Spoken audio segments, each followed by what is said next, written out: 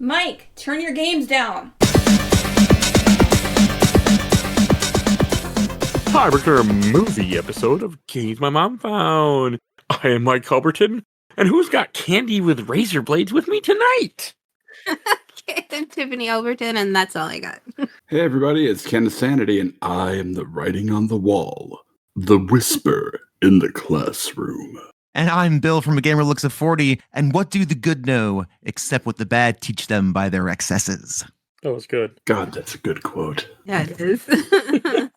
Huh, someone forgot to pull up the Wikipedia for this movie. Oops. Wikipedia, so I can... It's a Wikipedia. I gotcha. We're... Yeah, we're here to talk about Candyman, 1992. Yes.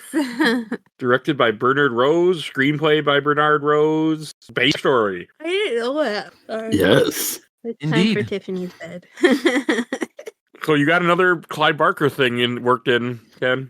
I didn't have to try. There's a lot of Clive Barker out there in the world of film. So yeah, he's not quite Stephen King level, but he's up there. I mean, you know, so we'll probably run into him quite a bit. Surprisingly, he didn't really do a lot of writing, but what he has written is amazing. Yeah. And everybody loves it. Okay. Till he was about to fall down. Oh, that's fine. It's broken. All right. Yeah. I just know him because he did Hellraiser and he made a game that I've never played. Undying or What game did he- Jericho? Yeah, what game did he? Jericho, what I was thinking of, but he did too. Yeah. I forgot about Undying. It's a survival game. I don't want to know about that Oh then. my god. Doing your survival game. I don't know if that's the Clyde Barker. No, that's something else. That's not the Clyde Barker. No, he did a game called... He did Clyde Barker's Undying, but Clyde Barker's Jericho was a game for 360 that I do have and never played and probably never will play. So... Tisk. I mean, you never know. Do weird shit. Who knows? But yeah, we were talking about Candyman, the 92. Which, yeah, we already said all that. Yeah, now we do this. I'm off. Do this with our history. So I knew this movie existed, and I... Ken, he's not gonna tell us what. That's after the memories. Yes. I'm tired, leave me alone. So my history with this is I've never seen this movie before. I knew it existed, and I wanted nothing to do with it. That's my history. You're Tiffany. Now it's my turn? Okay. Yes.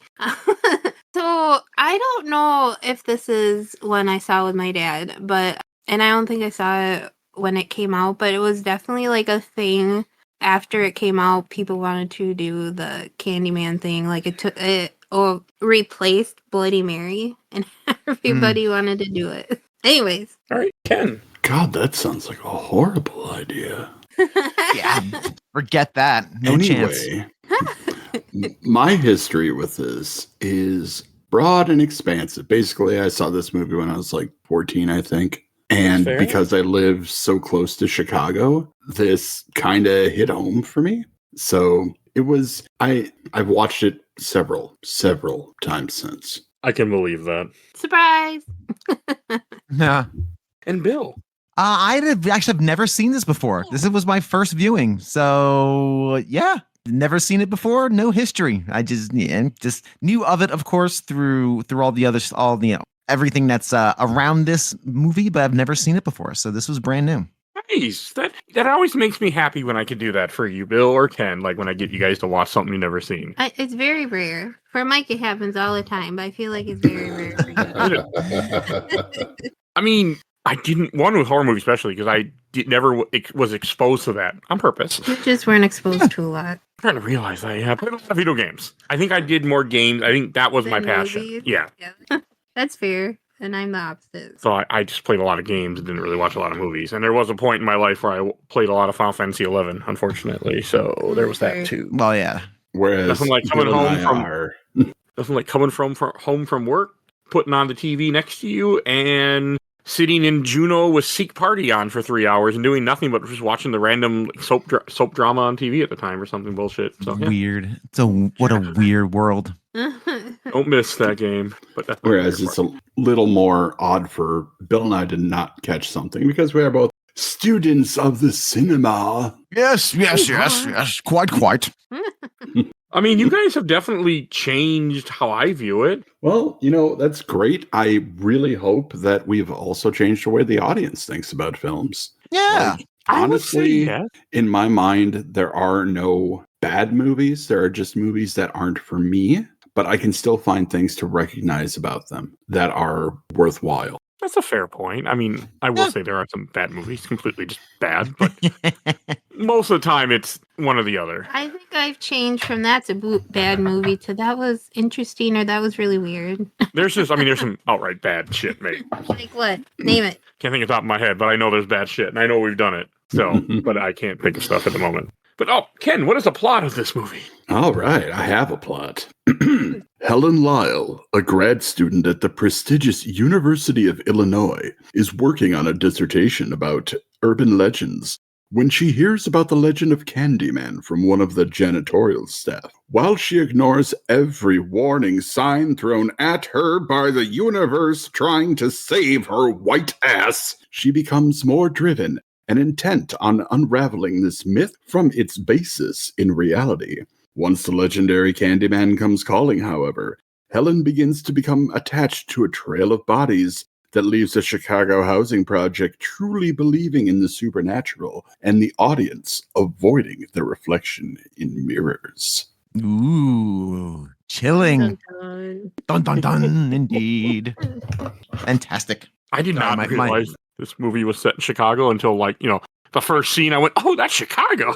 Oh yeah, like that first scene where the shot of Chicago. I'm like, I think that's Chicago. I've never been to Chicago, but I recognized it somehow, some way, and sure enough, it is. The Sears Tower. Yep, that's one of the first shots. That's what the name is. It is the Sears Tower. Is that? I'm right. Oh, they changed. Didn't they? They changed the name of it, didn't they? They keep trying to. Oh, really? Nobody calls it that. No, It's yeah, I was the gonna say Sears Tower. Tower. Tower, but not maybe. Yeah, they changed it. Yeah, or attempted it. Okay, because Sears went out of business. Okay. People buy naming rights for like a chunk of time, but nobody ever calls it that. They always still call it the Sears Tower. And if you call it anything else, you're a cop. That's it. I haven't heard that expression in quite some time, and it always tickles me. I really do like that one.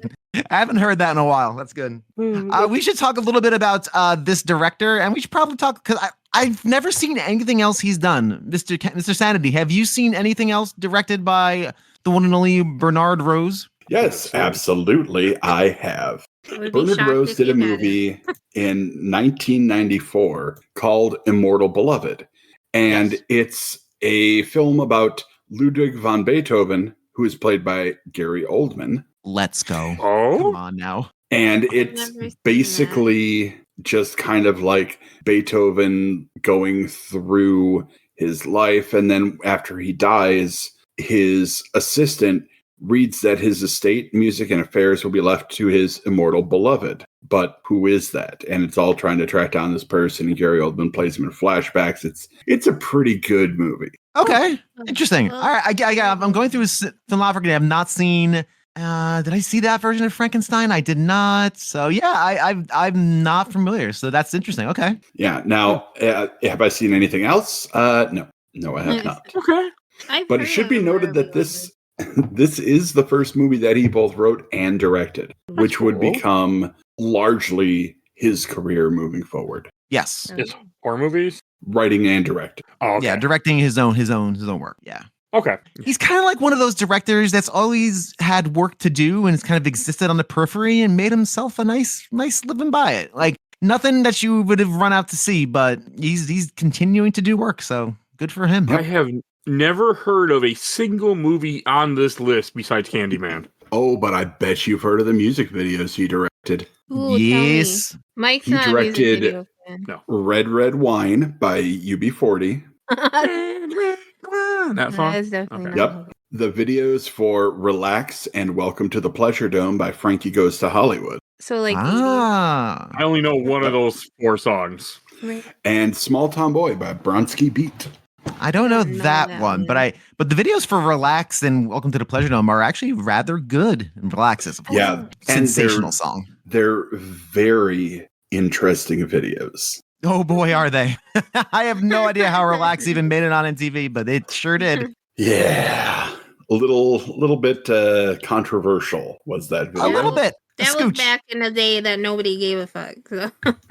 Well, actually, that was back in the day when everybody did, because it is very, Yeah, let's say Frankie Goes to Hollywood wears his sexuality on his sleeve and arms and legs and chest and head in both of those videos. And that was rather frowned upon in 1983. Yeah, they're gay as hell, boy.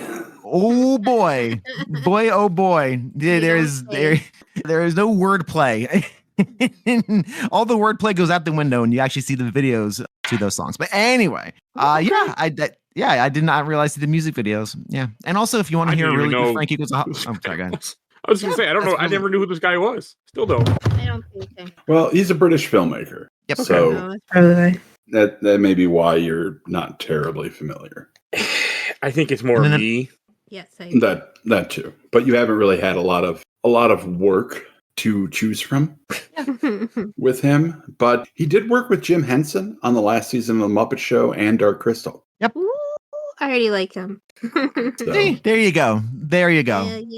Clive He's done Barker. some Clive Barker. We've discussed on the show. I was not on an episode when you discussed Clive Barker, I'm sure, which of course was the Hellraiser episode. Yeah. Rude. Yeah, the Hellraiser episodes. I'm sure you've discussed Clive Barker, but he is kind of another one of those. I did not realize, Ken. I was just looking at his Wikipedia page. He didn't write a ton of novels. He doesn't have a huge body of work. The Candyman came from a story titled The Forbidden, which is in the Books of Blood compilation number 5. Has anyone read the original story? I have read all of the Books of Blood. Okay. I have not. I read the story for this recording. So wonderful. I read the story for this. It's a good story. I'm not super familiar with Clive Barker's short fiction, but the Books of Blood are all pretty much well known and much so beloved.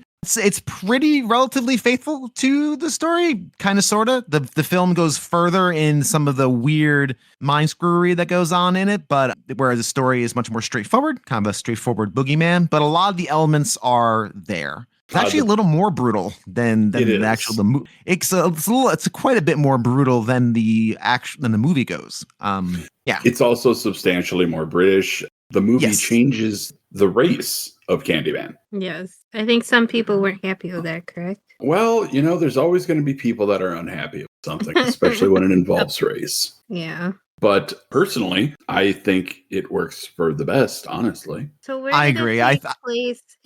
where did it take place in the story, in the whatever?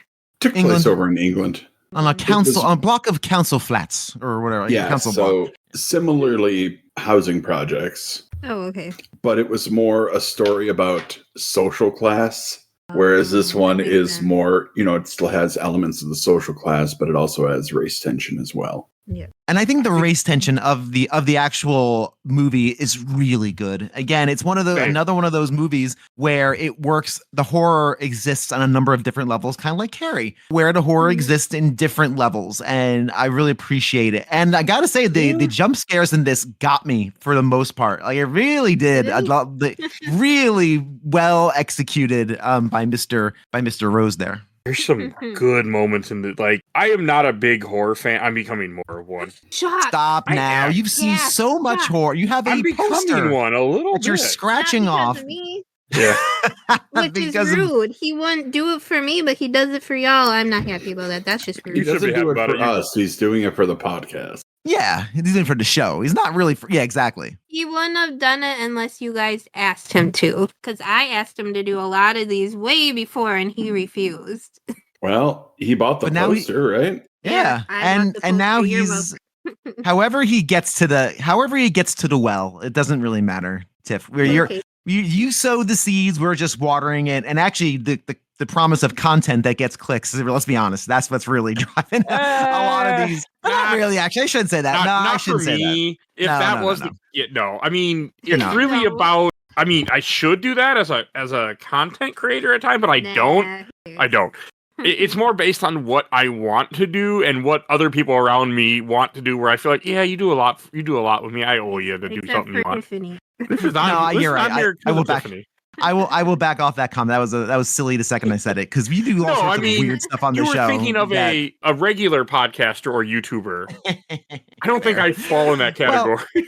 But you are somebody who, when you're like me, when you ingest a piece of media, your first instinct is to make something from it. Like your first thought is like, okay, now it's time to make a thing. Like you can't just enjoy things for the sake of enjoying. So Tiff, he's not hunting for clicks, but let's be honest, he's also creating stuff because of this. So, and I totally understand that impulse.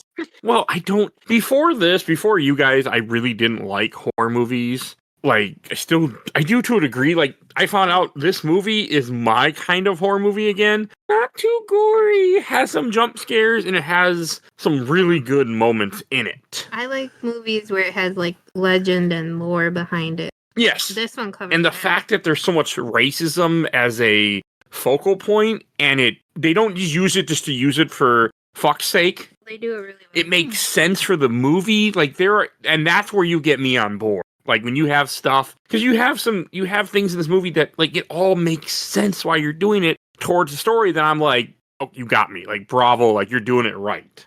Well, I like the themes in this movie of showing the inequality that like poor people are going through in Chicago, especially in this case, black people that are going through this. Like I think it does a really good job of that. It probably hasn't changed much. No, I doubt it. Unfortunately, Actually, it has changed much. Oh, good. Like Yeah, well, kinda. Oh. Cabrini Green is gone. Oh, really? Yeah. I didn't realize that was a real place. Neither did I. Oh, it's real. Oh yeah. Really? Oh, I didn't know that. I didn't know there was an actual. Yeah. Okay. Oh, Yeah, buddy. there's still some leftovers. Hmm. There's a couple row houses that are still left down there. They were a good part of the setting for another Candyman movie. Came out in 2011. Oh, yes. So is that, I need to ask you, I think I figured it out, but that's like considered Candyman 2 and not a prequel? 2022. Yeah, that's why I asked. Yeah. Isn't that why I Like asked? it is a direct sequel to this movie. Yes, that's what I meant. See, Ken knows how to speak Tiffany. It's kind of like Halloween 2018 did with when they came out. They're a sequel directly from the first one, trying to erase all the crap that came in between, which is fair. It was a lot of crap. Oh my And I don't mean a lot of stuff. I mean a lot of crap.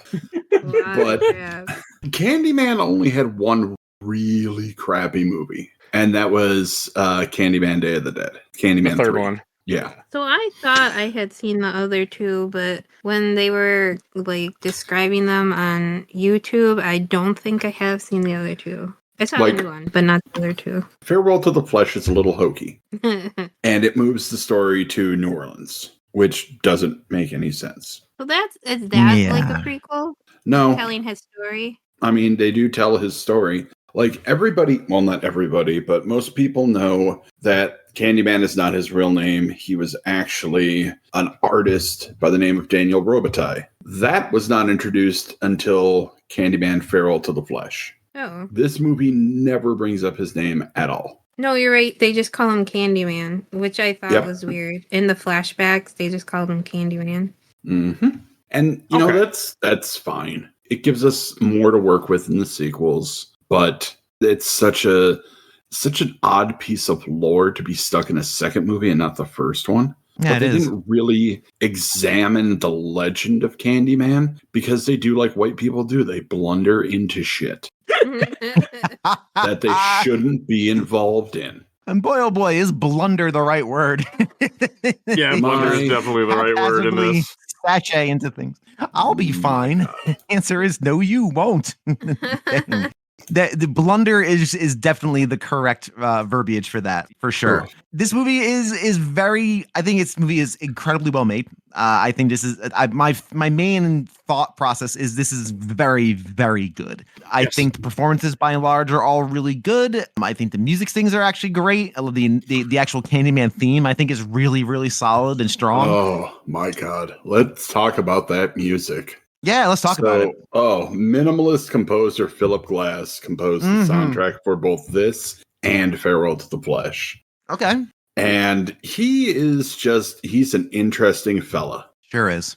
He is more of like a minimalist composer, so his works tend to be very sparse. They're not as populated as typical orchestrations would be, but they're very melodic. And honestly, they can be quite chilling at times. Yeah. And I think he's used here to great effect. Yep. And then the main theme of Candyman is really strong and creepy. Like I said before, there's some really great jump scares in there. Even the silly fake outs are well earned through the filmmaking and through the editing process. Like nothing feels cheap in this as far as the scares go. Yeah. And everybody gets. Not everybody gets what they deserve, but the main person who really needs to get what he deserves gets it at the very end, which made me happy, and that was really good. But we'll talk about it as we kind of go forward. He's a good villain in this too, because he starts off as like a whole myth. Like with this movie opening up, which the part that really made me smile, with Ted Raimi being the badass in quotations. I mean, oh my god, that is bad casting, but I like Ted Raimi, so I'm okay with Joxer the Mighty.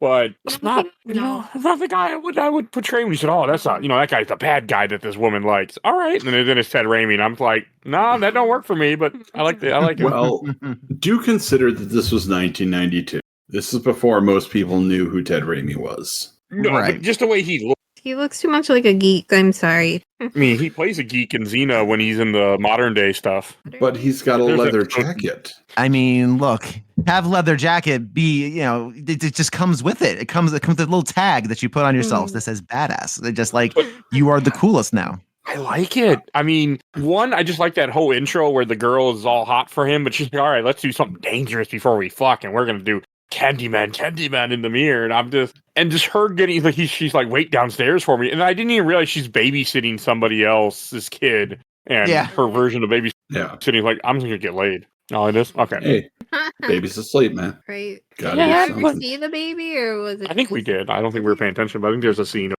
putting the baby to bed. But like, just cracked me up. It's good. It's a good representation of urban legend that's being told. I like the dramatization of it. If Ted Raimi is the part that bothers you, you're not going to have a good time with the rest of this movie, because that is the smallest thing you have to suspend your disbelief for. It made me chuckle because I'm a big Hercules Xena fan. So no, it didn't bother me slightest. It just made me laugh. That's all. I don't. It wasn't a bad thing. I like Ted Raimi. You don't see him a lot. I was more like, what the fuck is Joxer doing here? Yeah, but that's all. It didn't bother me at all. It just it was a humorous thing. No, I mean, also a small thing that I caught right away, and I was very proud of myself. The main character, her friend, was in Silence of the Lambs. The friend of another main character. Yes, she was. That was Casey Lemons. Made me happy. Playing Bernadette in this movie. Yeah. I said that during the Silence of the Lambs episode. That she was in this. That was 2 years ago. Was it really? Yes. I have no memory. Nice. Good news. It's locked in forever in a recording that I've only ever deleted one episode that's been published. So. What was that? Oh my god. My brain hurts. No, we're not. But we're going to talk about it later. Anyway. But I think the fact that like they put this in like just the way they do it in Chicago, I think that's also a great setting. And you're right. Now I don't understand why this would go to New Orleans. It's a flashback, because I feel like the idea was he was killed in Chicago is how I took it. Was he? Yep, he was. He was killed, and his ashes were scattered on the site of Cabrini Green. I mean, that makes sense. And that's why he haunts it? Why he's haunting it. Yeah. Why would he haunt it if he was killed in New Orleans? No, he'd be haunting New Orleans. Like, what the fuck? All Look, man, don't worry about it. Like I say all the time on this podcast, just shut up.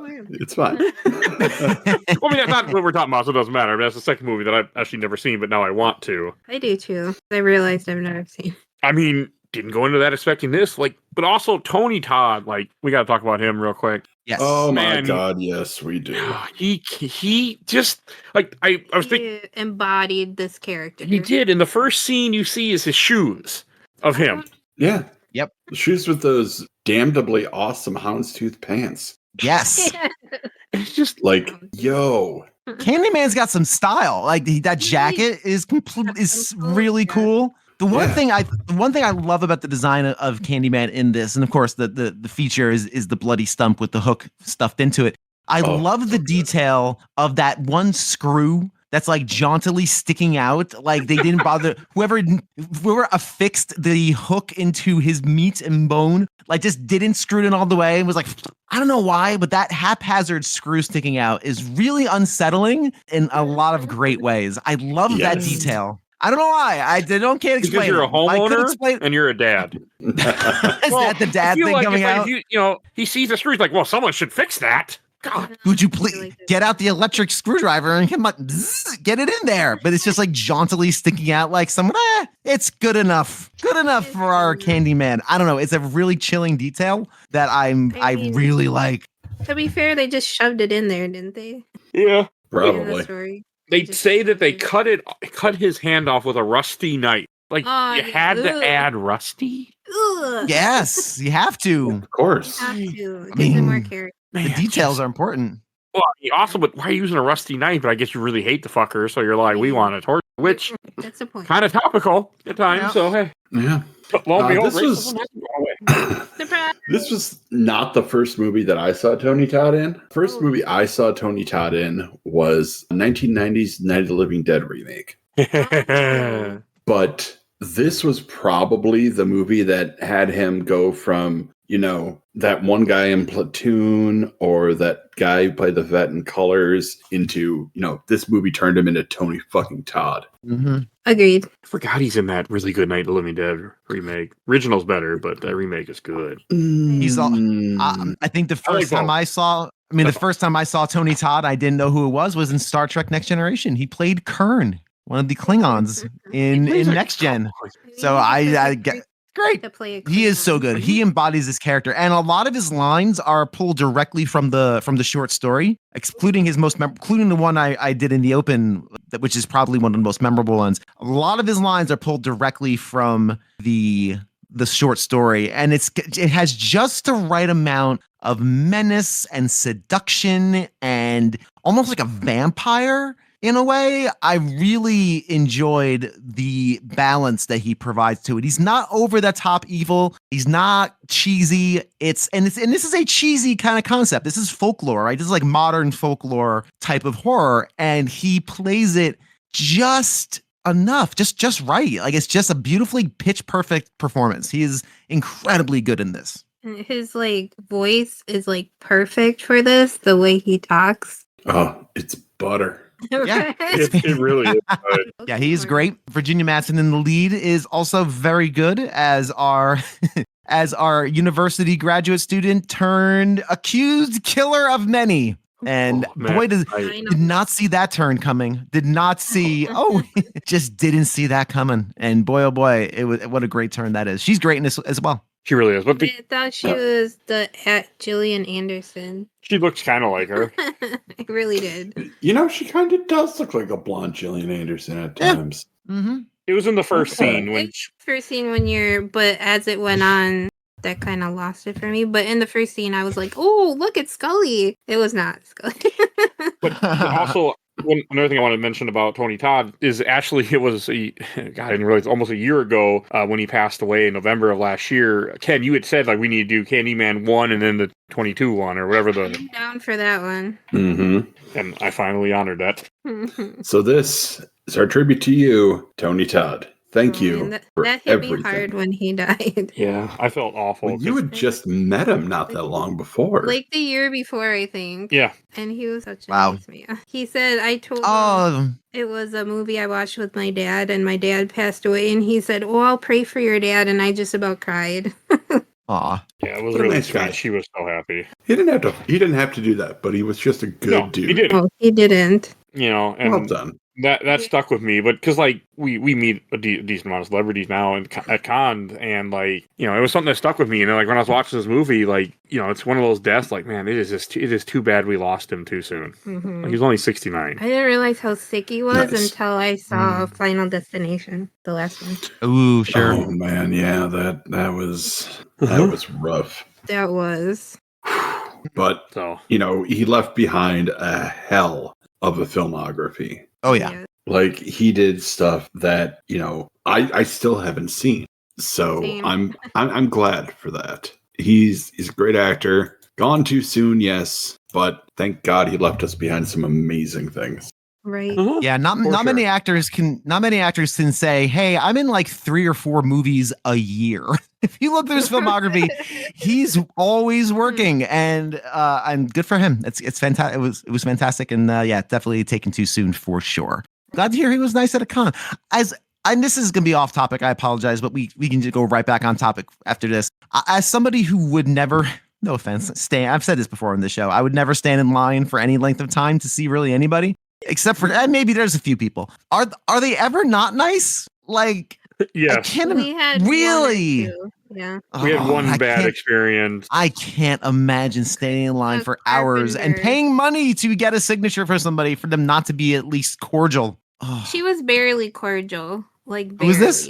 Charisma Carpenter, Cordelia. We also, it was our first ever convention, so we didn't really know what we were getting ourselves into, and we did the photo op, and the guy, which this is not on her, this was on the guy ahead of us. He's like, "Oh, can I give you a hug?" She's like, "I don't do hugs," and I don't blame her for that one. She looked at him like he was the most disgusting person in the world because he wanted a hug. And to be honest, most of those celebrities will at least put their arm around you or something. But she didn't have to be a bitch about it. I mean, I don't blame her for that, but it just was off-putting. And then I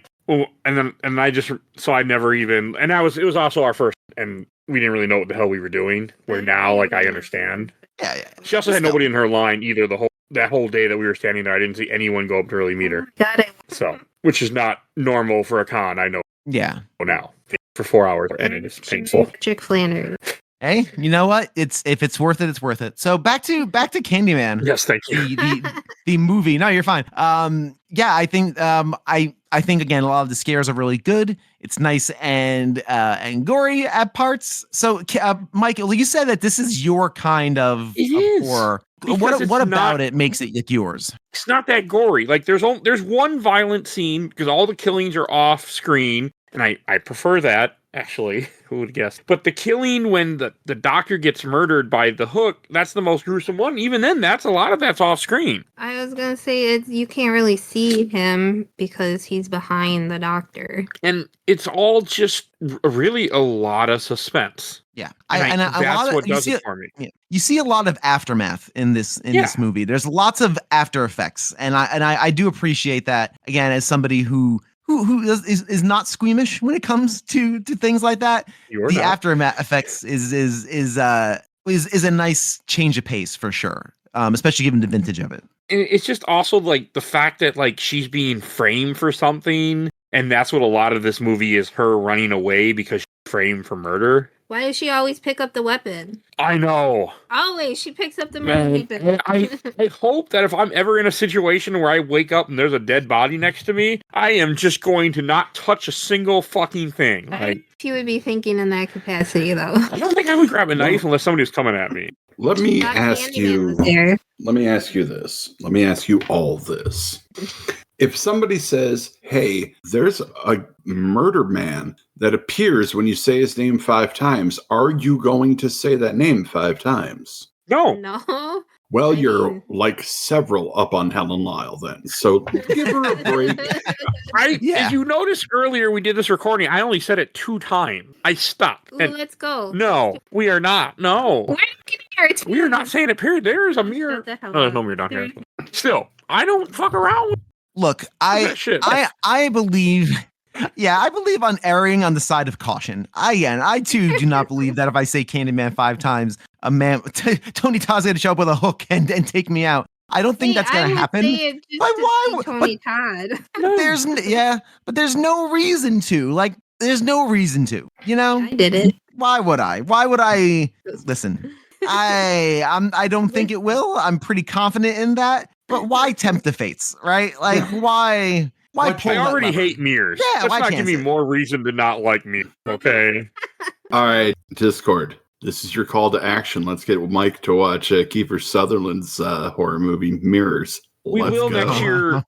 If we don't do it by next year's Spooktober, we'll do it next year's Spooktober because it's come up enough. It will happen. I feel like I've brought it up every time. You have. That's why it's going to happen next year if we don't do it. I do keep track in my head of things that are mentioned on this podcast that we should do, and then eventually it happens. Like this movie took me almost a year, but it happened. Mm-hmm. So, to go back to the actress, I really like her in this. I like everything about her character. I mean, I do wish she seemed a little young for her husband, and her husband is a piece of shit. But we'll get there in a second. Well. I thought she was a student. She's still a student, right? Because she's writing a thesis for the school. She is a grad student. Grad student. Okay. Yeah. So that's like beyond Okay, but she's married to regular her undergrad. professor, right? She's Like married to her a professor. professor, yes. It wasn't Yeah, it's not her Uh, professor, it's a professor. Yeah. Now, Okay. it never said that she wasn't his student at one time, Right. but It never said. kind of feels like she might have been. Probably. He's got a Because pattern. when you're first introduced Mhm. to the group that's hanging out with the professor at the very beginning, and she kind of makes that joke, not joke, like, hey, what's with that one? Like foreshadowing 101. That's like a giant sign saying plot point, plot point. I was like, oh boy, yeah, there's no question. There is a little bit of recognition, like, oh, I know what that look signifies. I've looked at you that way. Yeah, there's Mhm. definitely, it's implied in kind of the way she recognizes how professors can be, how this world can be sometimes. And yeah, what a giant, like, yeah, plot point. Don't be shocked when this happens at our, at minute mark 75 in this film. Yeah, don't be surprised.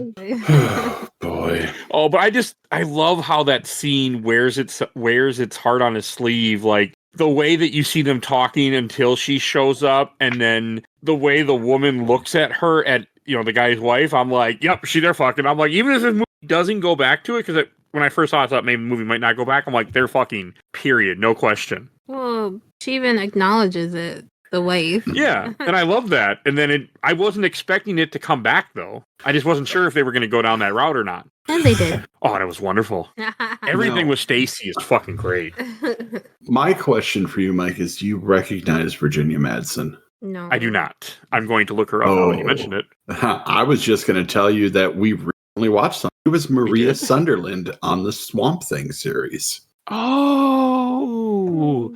You see, that's about over 20 years. That's about 20 years later, though. So that's why I didn't recognize. Yeah. More than that. She still looks similar. Yeah, no, she does. Like you can still tell it's her. Native of Chicago, which is fun. She's also the sister of actor Michael Madsen, who unfortunately also recently passed away. Why does that name sound familiar? He's in a lot of Tarantino movies. Oh, yes, I know him. I just looked him up. Yes. Yeah. Okay. Oh, I did not realize that was her in Swamp Thing, but now you bring it up, I see it. Yep. That's cool. She's done a lot of really interesting movies, a lot of not really interesting movies. Yeah.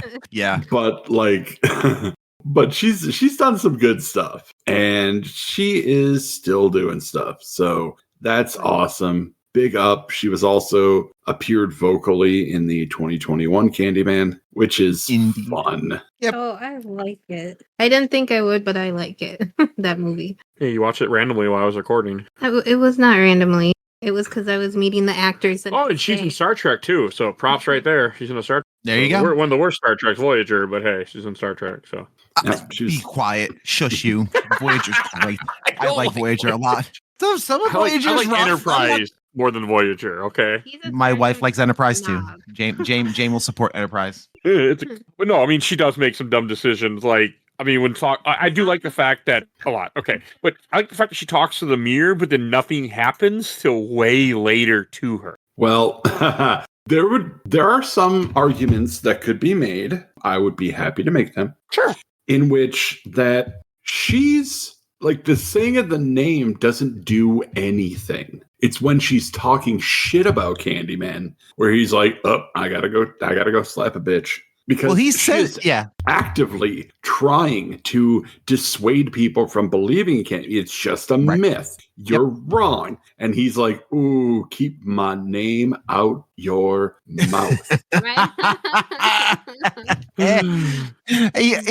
His biggest thing is being remembered. He wants to be a legacy, and he does not want to. And that's the main reason he comes out of the shadows is because, hey, you're telling people to not believe in me, and guess what? That ain't good. He ain't going for that shit. we can't have Candyman's legacy besmirched by this lady. So he's gotta come out of retirement for a bit. But the thing is, everyone she talks Oh no, go. Everyone she talks to about his legend strongly believes it's true. Yeah. Yeah. Well, Bernadette doesn't. Oh, well, Trevor. The people in the doesn't. projects believe it. I meant the people Yeah. she like asked like about it and stuff. Yeah. Like, the janitorial people that she talked to at the college, they believe. They send her to the building where somebody was killed in a very gruesome manner. Mm-hmm. And then there she finds another resident of the building, Anne Marie, who I love her in this movie. Mm-hmm. Yeah. And I love her in 21 also. I don't know. Like the 2021 Candyman. Like same okay. actress Oh, is she's in playing it. Anne Okay. Marie. Yep. Yeah, when I Yeah, mean she has it's that really. Oh, I was just going to say, when I say it's a direct sequel, I mean it's a direct sequel. That child, Anthony, grows up and is the main character of the 2021 movie. That's what got Oh, my wow. interest. Interesting. That's what I thought, but for some reason, when I looked at the actors, I didn't see anybody credited as Anthony. Well, maybe I did. Well, I mean, like, it wasn't the same actor from this one playing Anthony, but... No, I know Right. that, but... But, like, his mom came back. There was a few people that came back. Interesting. And Interesting. it's great. Okay. That's really All right. cool. That sounds. Yeah, you're selling me on it more and more as time goes on. The actress, she has a really good monologue. Like the scene when she's in her apartment, she's kind of explaining how not everybody here is addicted to drugs. Some of us are just trying to make a living. Or I'm just here for my son. It's a really touching, good piece of character work and a bit of acting. It's a nice moment that really solidifies those themes, those underlying themes that this movie's trying to support. So I agree. And that's good, too. Yeah, like... I thought it was all very good stuff. I do like the red herring Candyman. I do, too. Oh, yes. Really chilling scene. Really chilling. Ugh. Yikes. The gang member who just decides to adopt the Candyman name to be feared by these people in Cabrini Green. And it works. He's a scary motherfucker. Yeah, yep.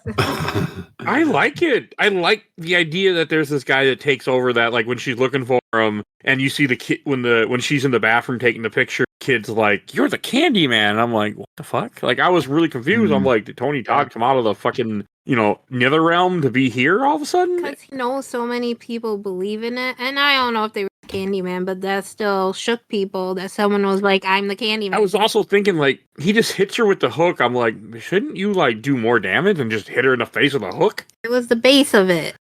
It wasn't that. No, I know, but, like, she's gonna, rat you out. I was like, why I mean, he's probably used to people that wouldn't say anything, and this is... I do like the joke this where is someone's... a white woman. I know, or someone makes that joke in this... They're like, black men go missing and nobody cares, and one white woman, and I'm like, And they locked that's down accurate. the neighborhood. Fucking accurate. She's the one who makes that comment. She's the one who makes that.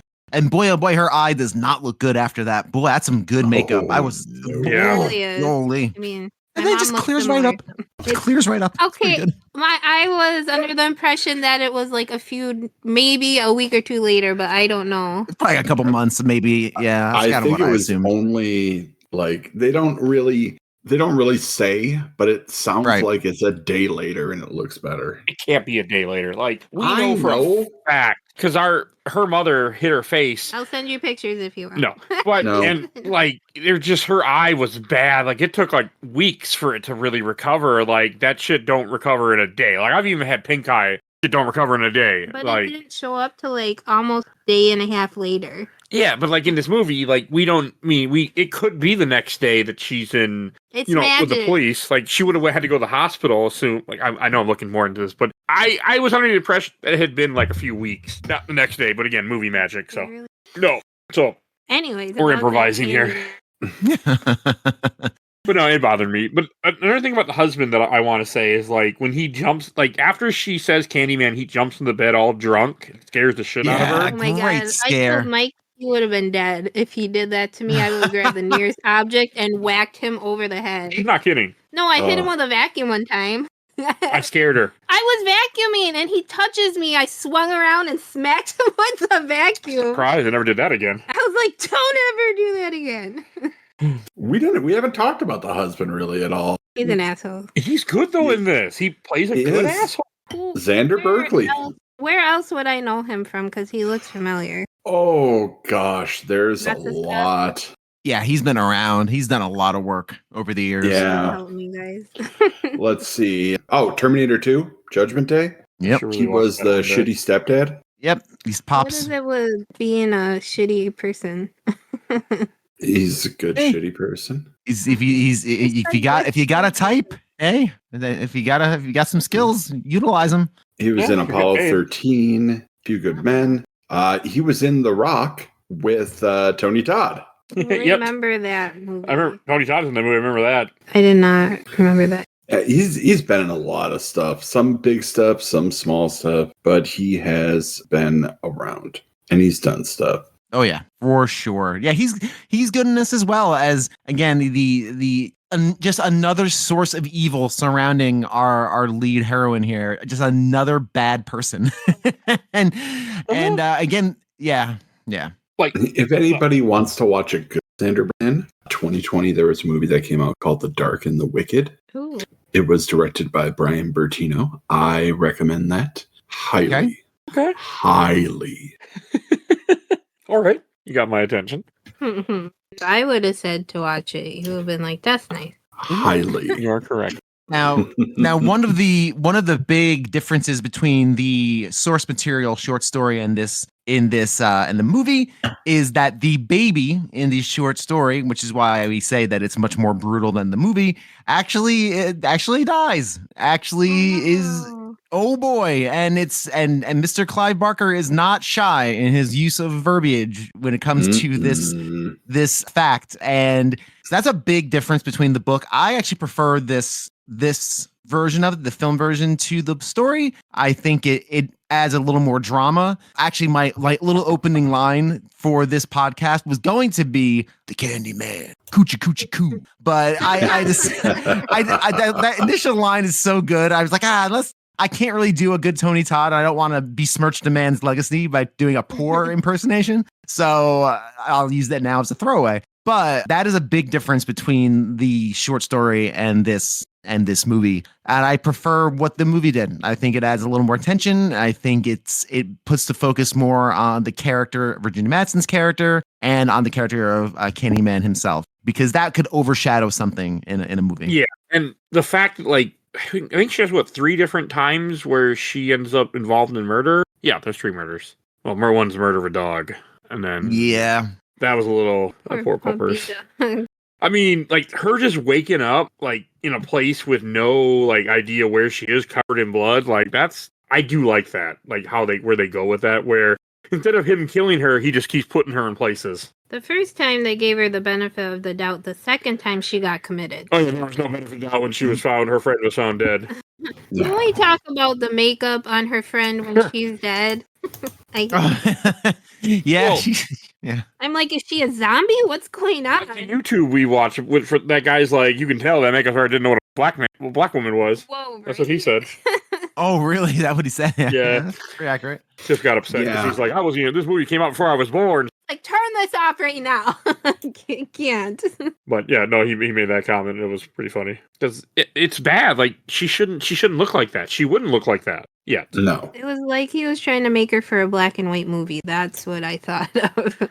No, I do like that in the documentary watching when they filmed, because all that stuff was on site. They had the undercover police with them because they were like, yeah, it's not safe here. About the extras, they were actually people that lived there? They were actually gang members, I guess, was part of the deal. Like, we'll let you be extras in the movie if you don't hurt us. Oh, wow. I did not know that. Okay. Yeah, this actively shot in Chicago at Cabrini Green, which is pretty cool. It is. That is pretty cool. Doesn't seem Was like it the best. smartest idea? Yeah, well, come on. It's all for the art. Realism. I mean, I like right. it that they did that. I think that's really cool. I mean, also it being in Chicago, I think is a nice change of pace than where a lot of movies could go. And the fact that it actually was filmed in Chicago, that's really cool too. Kind of want to go to that bridge now where she has the scene where she's standing on the bridge, because I know it's in Chicago and I kind of want to go to it and take a picture now by it.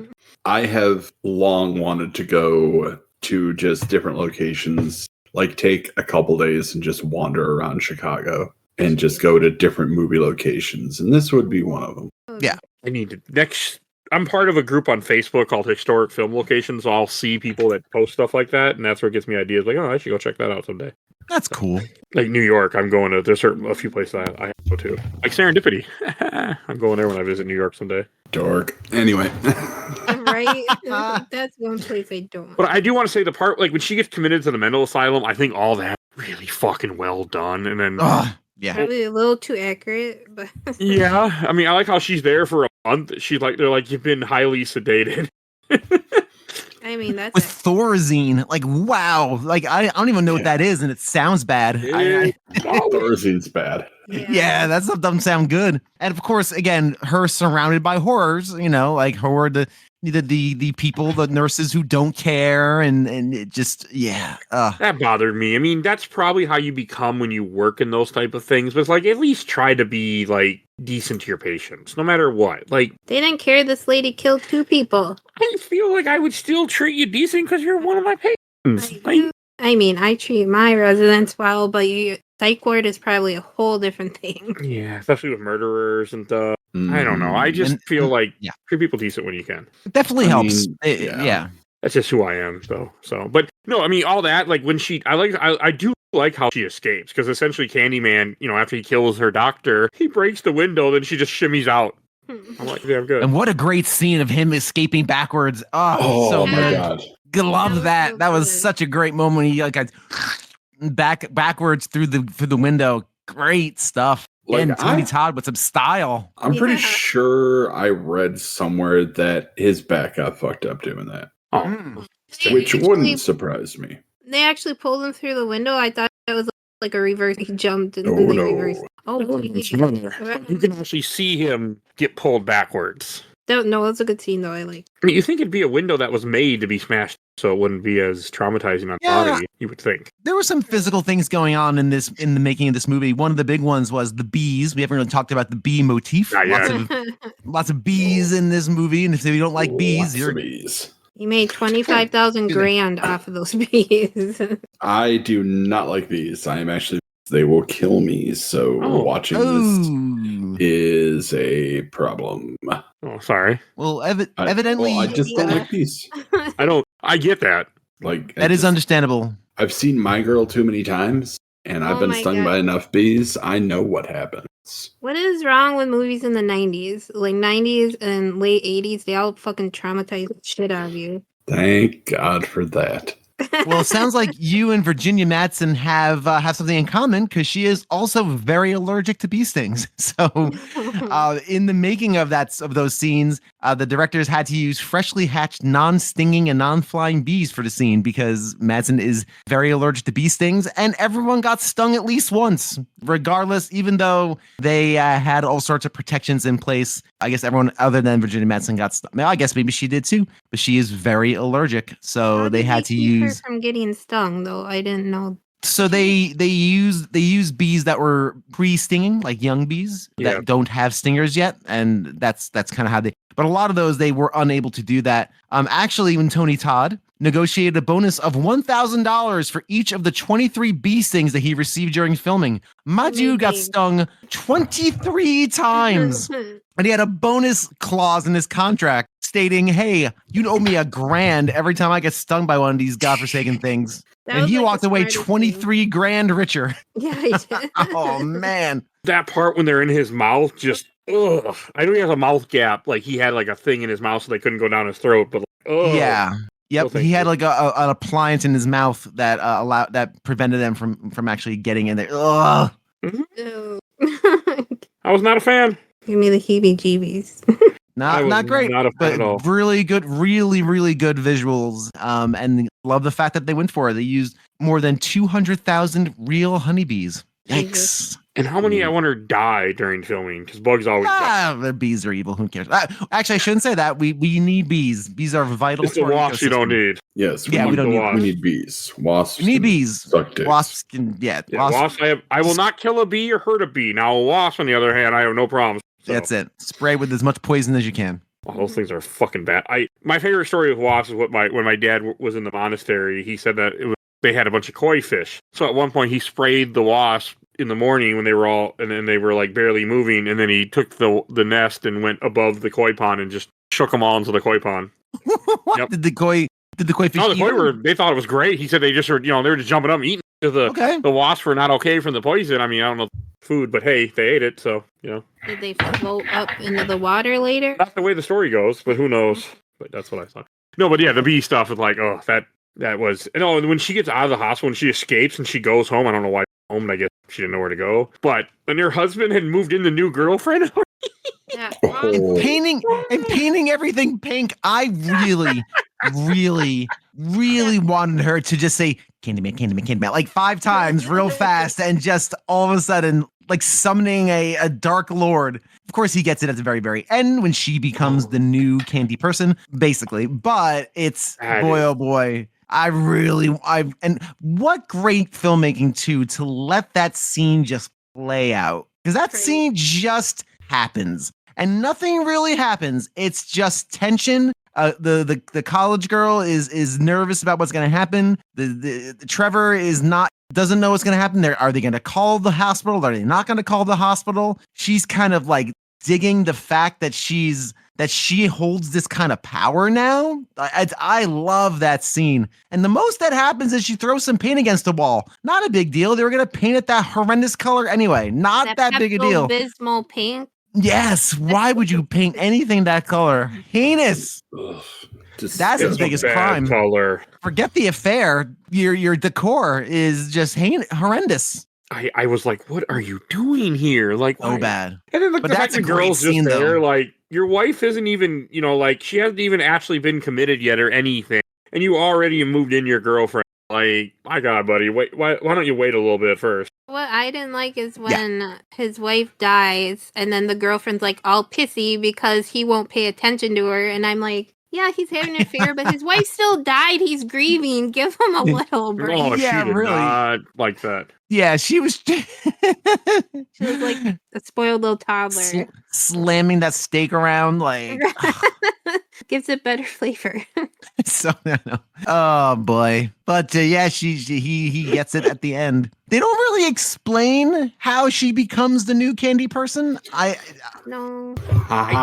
But I was hoping Ken would say that. I was waiting for an aha from Ken. So, Ken, please enlighten us. I absolutely have an answer. So, we all know about the power of belief in this movie. Candyman is kept alive through the power of belief that is given to him by the residents of Cabrini Green. Yes, we agree to this? Yes. Yes. Well, after Helen becomes the white savior of Cabrini Green, and don't tell me she's not, she is. And that's one of the only problems that I have with this movie. I don't like white savior narratives. Yeah.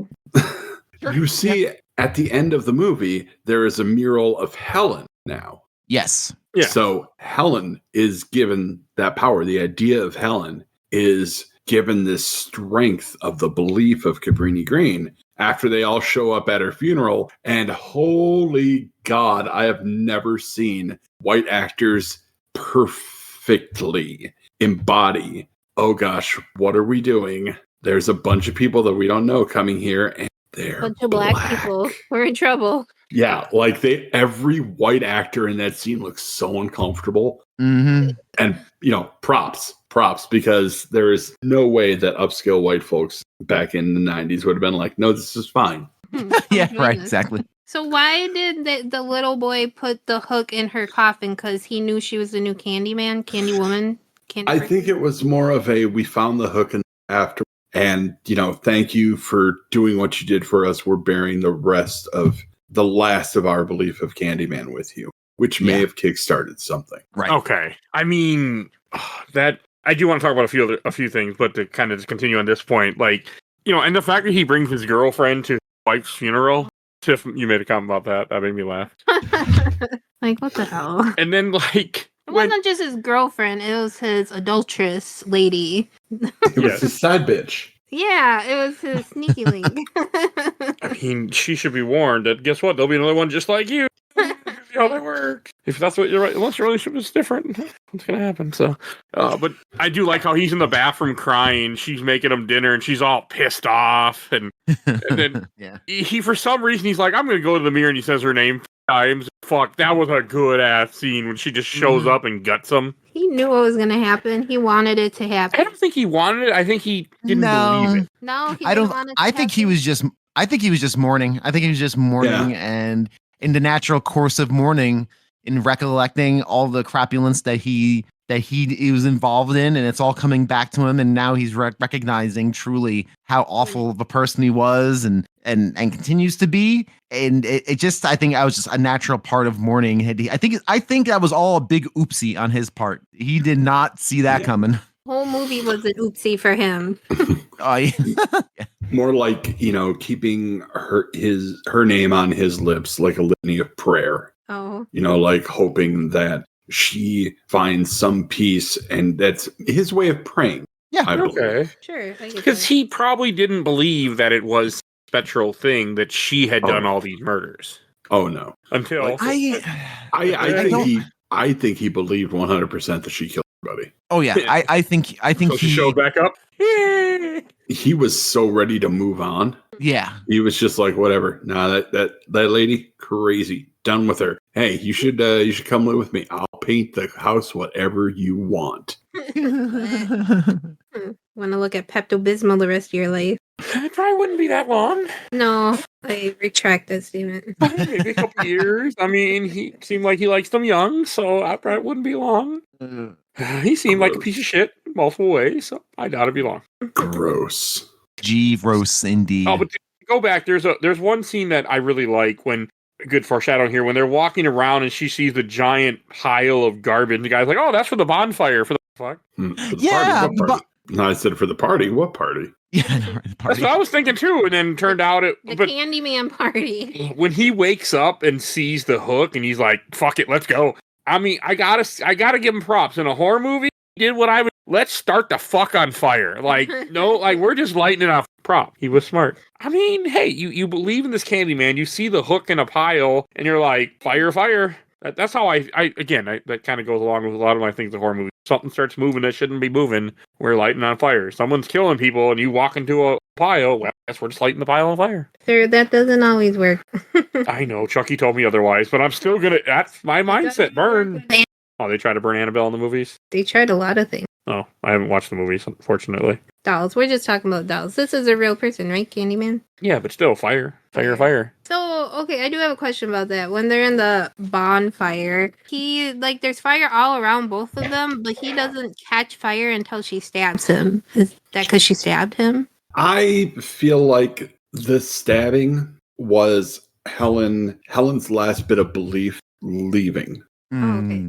Like the act of stabbing her, taking action against Candy, was her final act of defiance, and that was basically the last lingering thread of belief that was keeping him. Okay, that makes sense. Because it's not in the text of the movie, it's not the fear of Candyman, it's the belief in Candyman. So for me, her stabbing him is almost a sign of, yes, I do believe. Like, because if you don't believe that he's real, why would you bother stabbing him? Obviously, but that was a weird thing for me too, like this kind of physical manifestation of who he is. This ghost-like figure that seems kind of ghostly, but clearly obviously has physical bounds. He's able to gut people and splay people, spatchcock chicken people, basically. So that was kind of a weird thing for me as well. But it's like, okay, you stabbed them. So he's clearly of some sort of physical manifestation. Is he a physical manifestation that's only visible to her? Clearly, because when you see the tape, when the psychiatrist plays the tape of her going in the psychiatric ward, which probably you shouldn't do on 4 tiny screens. Like, you don't need all 4 tiny screens. We just do 1. It's for effect. That's fine, but so that was kind of a weird thing for me, because does he have a physical form in that moment that can be skewered? And if so, is his skeleton left behind? Is it only there for her? Where are the lines between reality and spirit world, I guess you could say? Well, the boy saw his skeleton, didn't he? And that's how he knew what the Candyman was there. The boy, it does allude to the boy seeing the skeleton, yes. Yes. I strongly believed he did. Yeah. So that's a weird thing for me. But again, these are kind of like minor points after the fact, obviously. It's still a really great moment of kind of this ending. I like when I can't remember the little boy's name. He shows up at the funeral looking like a mini Candyman with the hook and... Oh, Jake. Yeah. I guess during the movie filming, they called him Take Jake. Oh, that's right. One Take Jake. I like him. He's cool. Yeah. And again, he was smart. He got the guys together and they started to fight. He knew when to get the fuck out of there, though. Yeah. He's like, you're crazy, white lady. I gotta go. I didn't see it as a white savior complex until, Ken, you kind of mentioned it. I mean, you're not wrong. I wasn't sure if they were happy. They're like, here, you get this now. Fuck you, bitch. Like, I wasn't sure because I couldn't tell. It seemed to me like they were all coming to respect, thanking her. Yeah. See, that's what for her sacrifice and, keeping all those people in Cabrini Green who could not save themselves and had to rely on the white woman to save them. Like, as I talk about it, I know it's bad. But also, she did get murdered. That way, I'm sure. Yeah, because she dies, and then in the way this movie ends and looks is that she becomes the new boogeyman. Boogie woman. Yes. Boogie right. Person. Boogie woman. Like, Boogie she becomes person. That entity. Is how I took it. Yeah, I know that's not accurate. Well, no, it's pretty clear. She is the new She's the new folk legend. She's the folklore. Yes, I like that. I am really curious about two, though. Two, like the one Candyman. Two. You have the power, sir. I know. You do. But we'll probably. I mean, per Ken, we're gonna go do the recent one, and I already own that, so it just makes sense. That one. I felt obligated to watch it because I was going to see two of the actors. I didn't feel like I could walk up to them, ask for their signature, not even had seen the movie. So. You could. You showed them. They didn't care. But any last things you guys want to say about this movie? We haven't said yet. I do want to say one thing. One very important thing. Saving until the end. Go for Surprise! It. This is another stealth poster pick. That makes me happy. I knew that already because you told me, but it makes me happy because I don't scratch off enough, so at least I'm getting moved that meaning to. Huzzah!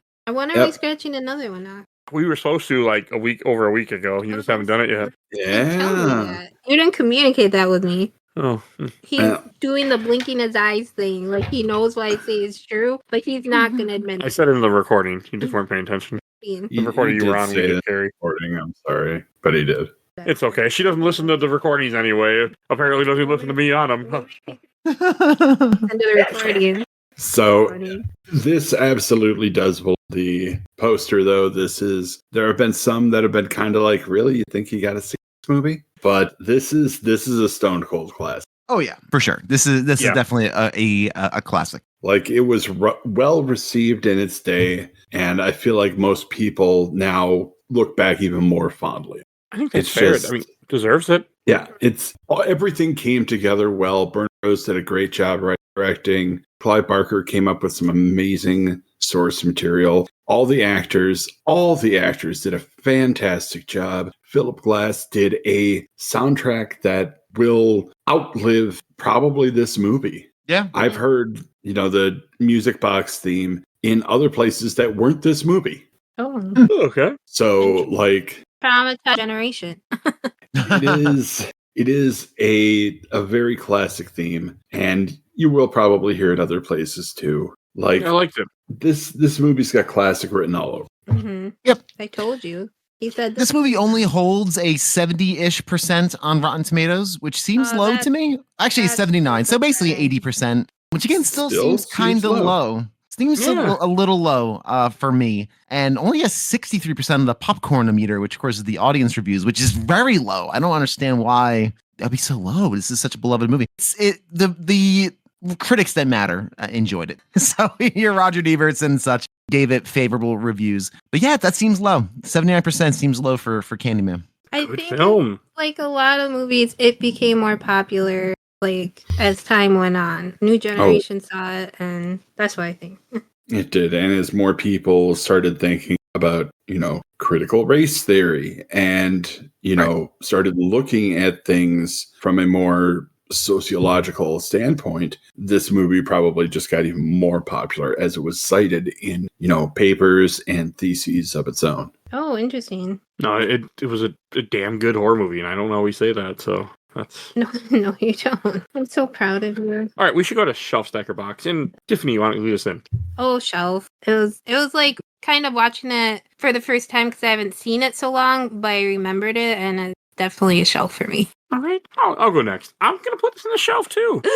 Wow. I enjoyed this movie, Yes. actually. This was a good film. So, Impressive. Right? Good job, Ken. And Bill. I'm gonna say Shelf as well. This is a horror classic. It does so many good things. It's shot well. It's got great performances, excellent soundtrack. I mean, and it's gory when it matters. So I like everything about this. Great time, and I'm glad I was able to finally get this off my own personal poster of things to scratch off. So this is Shelf all the way. That makes me happy. And Ken.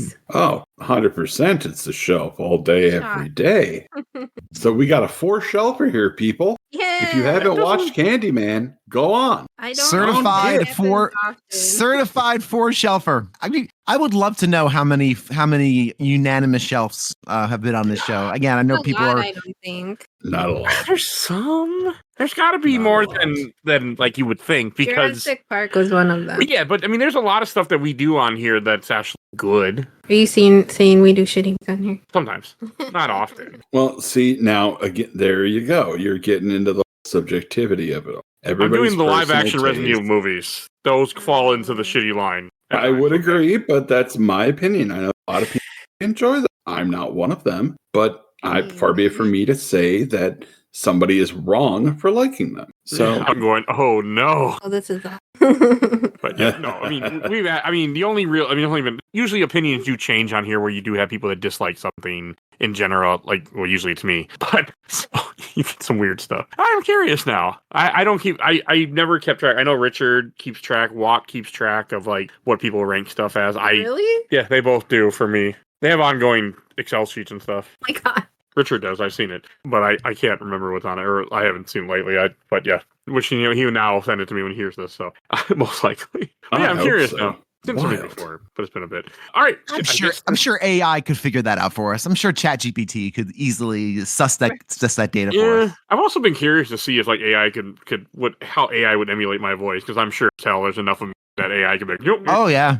Might make you talk clear. Oh, it wouldn't be me. No. No, damn it. Fun fact: in my line of work, I had 2 people so far ask me, "Are you AI?" And I'm thinking to myself, if I was AI, would I have to tell you the truth? Yeah, well, there you go. There's some ethical questions of AI. That is a good question. I'm like, I am not AI, but I was thinking to myself, man, I don't think if I was AI, I need to tell you that. If we're where AI could do what I do, I think I would just tell you, no, I'm a person. I was gonna say is yes. AI is garbage. We're just gonna leave it at that. Yeah, So that was not a fan. That's something I thought of. So when you just brought that up. But all right, yeah, we should go to. Oh yeah, I wasn't gonna say. Damn it. Let's just go to plugs. That's what I want to say. Yes. Plugs. Bill, where can people find you at?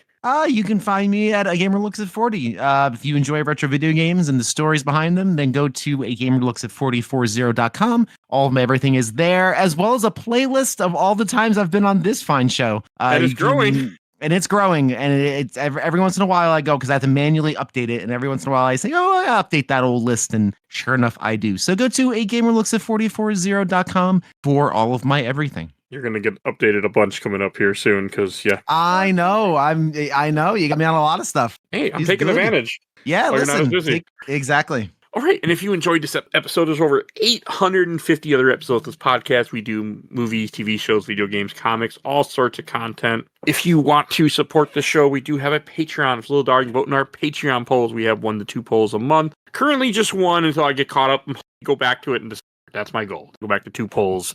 Should be done by then and have all the shit recorded that I owe. So, and if you pay $10 or more, I will plug your YouTube or podcast or whatever it is that you want me to plug. And to the wonderful people that do, Phoebe Stanton from the Let's Play Princess on YouTube, on Twitch, you will see a link to her stuff, and she has a podcast, a Nerds Broadcast. And then also to Robbie Sherman, Conversations with Robbie Sherman. He talks about cartoons. Actually, on his most recent episode on his show, where he talked about Poison Ivy and Batman. The Poison Ivy episode. That's a fucking anime series. So yeah, check out his podcast, and also check out absolutely the best podcast of Work in Progress. They talk about MC movies, MCU adjacent movies. Should be or just about to start the Alien franchise. So check him out. And if you want to be on the show, if you want to suggest things for the show, I'll someday get to. And you want to lurk, we have a Discord. It's free. We're always happy to have new people join. And if you want to be on the show, I do my best to get almost anybody on. If you have a working microphone, we'll make it work. We can. Like, I'm really good about that. So if you're interested, sign up. I'm always looking for new voices. I'm always happy to get people on. So check that out. And I want to give a shout out to my awesome intro and outro creator, Helena at Hell Has Fury. Follow her on TikTok and Instagram. And check out, and please follow us on Facebook, Instagram, Threads, Blue Sky, YouTube, video only, and rate and review wherever you get your podcast. I think that's everything I need to say. So we will see you guys all next time. Bye, everybody. Bye. Bye. So long.